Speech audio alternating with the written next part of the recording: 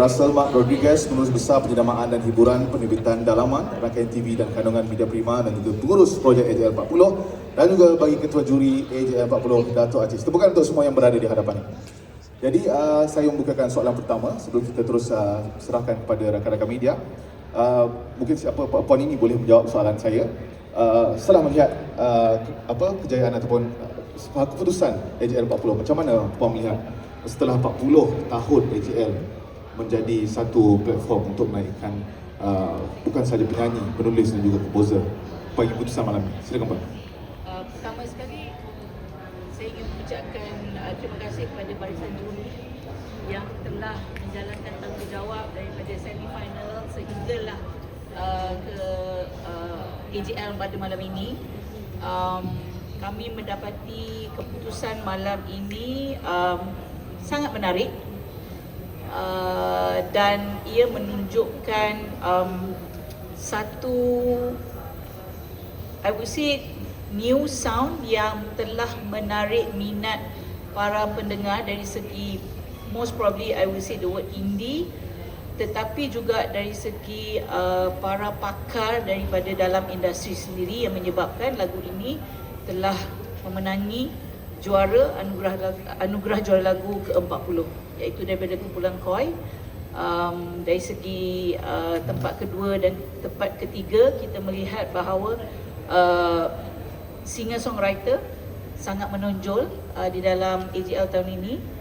Dan kita dapat lihat dari sambutan para penonton di Stadium Unify Arena sangat-sangat memberangsangkan.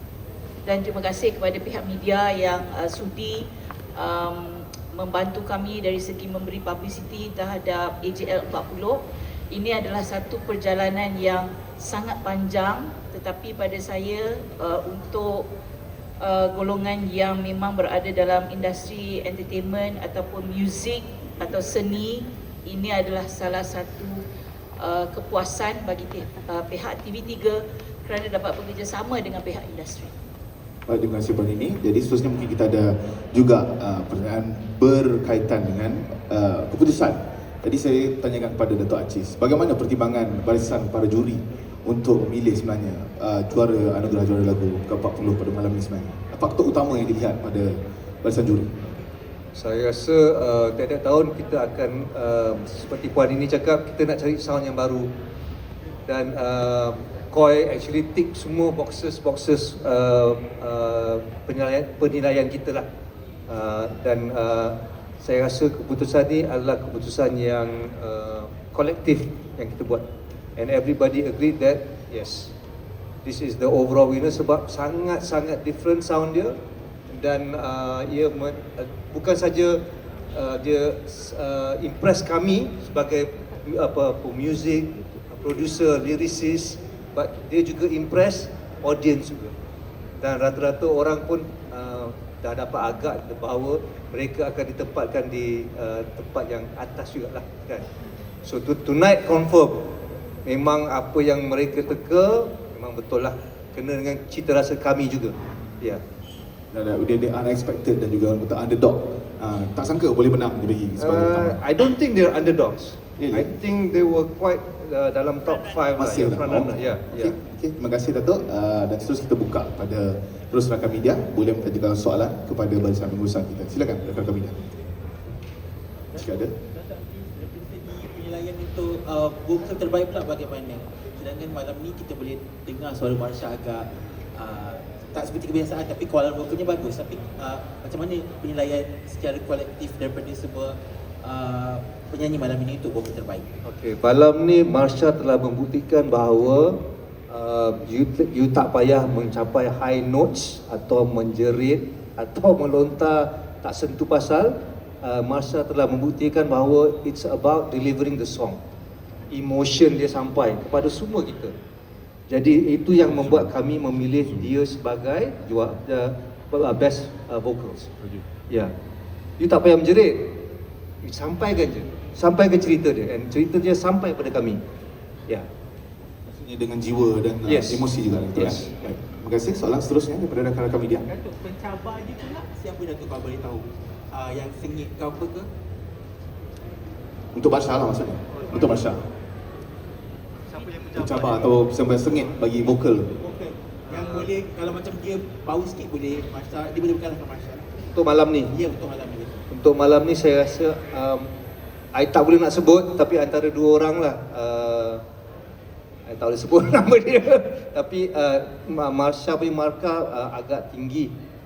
Dia punya jarak between number 1 and number 2 very very far. Ya. Yeah. Okey, rekan Karmida seterusnya.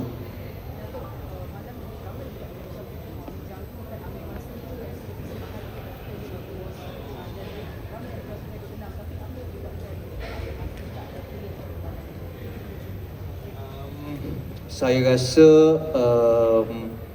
dia ada dalam top 5 kita, ya. Cuma mungkin dari cara penyampaian dia, delivering of the meaning of the song, macam Marsha dapat emotion, kita dapat rasa jiwa. Mungkin malam ni Ami tak dapat menyampaikan yang terbaik untuk penilaian kami. Itu saja. Because benda ni kita buat kolektif, bukan saya seorang, kan. Baik, rekan media seterusnya, silakan. Sorry, mungkin kalau dari segi kategori persembahan terbaik pula, apa kriteria-kriteria di Datuk yang digariskan oleh pihak juri kan? Sebab kita lihat kebanyakan artis, penyanyi persembahan memang sangat memukau, tapi mungkin ada satu sudut tambah yang memberikan markah lebih kepada Aina ke macam mana? Saya rasa kita tunggukan wow factor saja, kan. Aina dapat memberikan dia dengan, ialah dia punya props pun bagus, dia punya visuals pun bagus, penyampaiannya pun bagus. So kita tak boleh nak stop. Benda ni memang macam running train. Memang dah tak boleh stop dah. Memang sebab dia memang bagus malam ni, kan. And then I think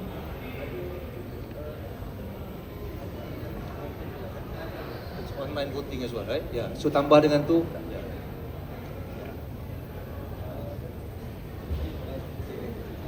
Poin ini ataupun pihak TV3 sikit mengenai kategori Eurovision kan, yang mana Aina Abdul dipilih mewakili Malaysia, mungkin boleh perincikan mengenai kategori itu dan bagaimana dia punya. Kita memang telah bekerjasama dengan pihak Eurovision apabila untuk memilih wakil daripada Malaysia.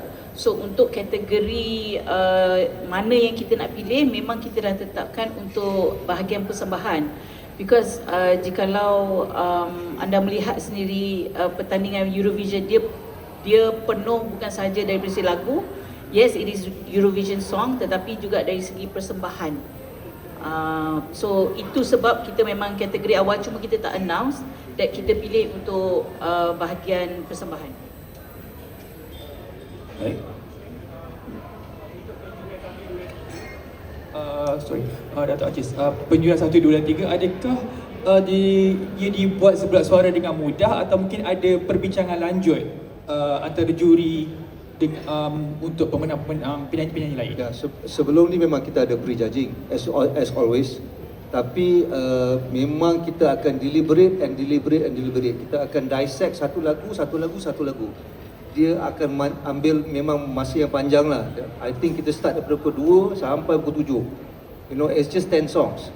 So kita memang go through everything in detail lah, kan. Kenapa dari segi konsep, dari segi melody, dari segi lyrics, kan, kita pecahkan benda tu semua. So that's why we have all the experts lah in the jury, ya, untuk membuat penilaian ni.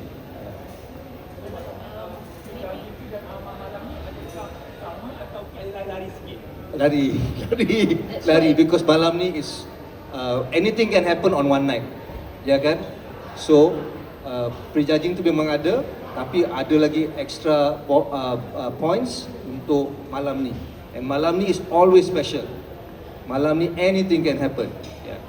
Betul. So if I can add, walaupun markahnya tinggi semasa pre-judging, that is why kebanyakan finalist memang akan memberi tumpuan pada malam AJL sendiri, kerana dah berapa tahun kita menganjurkan AJL ni, the night of AJL has the power to make a lot of changes.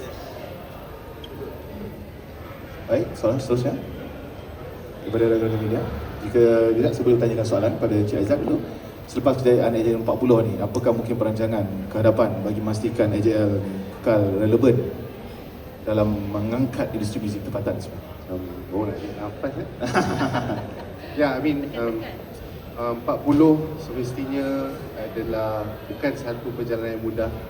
Dia kata 40 kali lebih susah, kena 40 kali lebih hebat. Tapi untuk ke depan semestinya untuk kekal relevan, I think we can see already from the winner itself. So kita juga akan menitik beratkan mungkin dari segi bunyi. Kita akan menggalakkan pengkarya dan penyanyi-penyanyi baru, pendatang baru untuk mereka submit lagu dekat kita, so that I think that is the direction that we're looking at lah. Kita bukan hanya meraihkan the past legacy, but also kita meraihkan penggiat ataupun pengkarya baru, dan supaya dengan industri muzik akan datang, especially AJL 41 dan seterusnya, akan lebih ada colours of music. Baik, terima kasih Cik Aizat. Dan sebelum yang ada soalan, silakan. Cik Aizat, macam mana timeline untuk 41? Adakah sama bulan 8 ataupun bergerak sedikit ataupun sama yang seperti dahulu awal-awal bulan 1, 2, 3 atau 4? Ya, thank you Badin. Kita sudah pun membuat beberapa timeline, taking into considerations of the Carta and whatnot. Most likely it will be slightly earlier, but kita juga kena consider kalau ada any special occasions. Macam tahun ni kita lambat sebab ada Ramadan Raya dan sebagainya, which kita dah start already discussion for the timeline lah. So most likely akan sedikit awal. Thank you. Okey, mungkin soalan saya kepada Russell lah. Kejayaan AJL 40 ni juga 40 tahun. Bagaimana perancangan pihak produksi sebenarnya untuk membuatkan satu persembahan yang dapat menyangkaui capaian penonton? Macam pembukaan saja dah bagi satu benchmark yang tinggi, yang untuk menunjukkan satu energi untuk maintain sehingga orang ke persembahan penutup yang terakhir.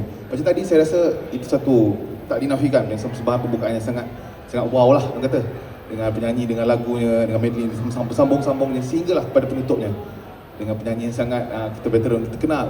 Jadi macam mana untuk perancangan ke hadapan pula untuk menjadikan ini dia ada punya persembahan pembukaan je dah menjadikan satu pembuka mata pada penonton. I mean, pembukaan AJL tiap tahun memang ada satu cabaran yang sangat susah bagi pihak production, sebab kita selalu ingin tahu apa lagi yang perlu kita buat. Untuk AJL 40 ni, kebetulan is a collective decision among management, and also we also thank you to Aubrey untuk rearrange recording songs yang memang kita perlu lakukan untuk 40.